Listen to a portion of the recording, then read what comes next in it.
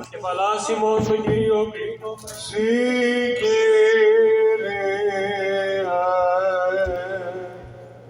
Εν Ιορδάνη βαπτιζομένους, Κύριε, της Τριάδος επανερώθη προσκύνηση του αργενήτωρος προς εμαρτύρηση αγάπητον σε Υιόν ονομάζουσα και το πνεύμα ενήμη περιστεράς ευεβαίους οδόν.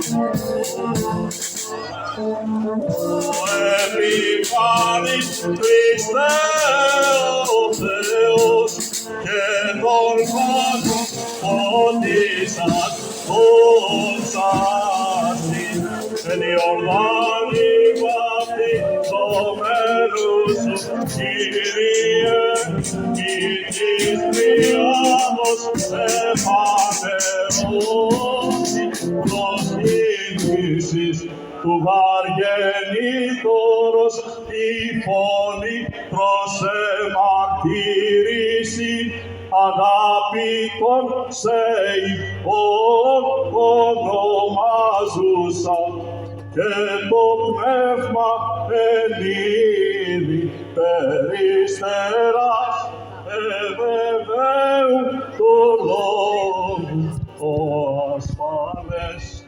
Ο επιφανής Χριστέ ο Θεός και τον κόσμο φωτίσας δόξας.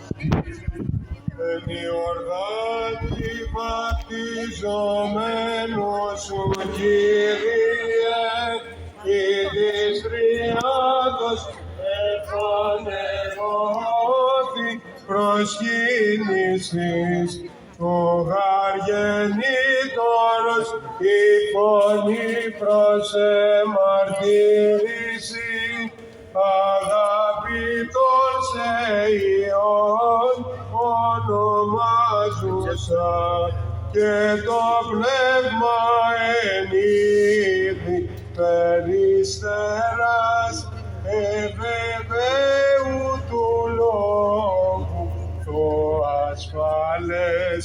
Ο επιφανής Χριστέ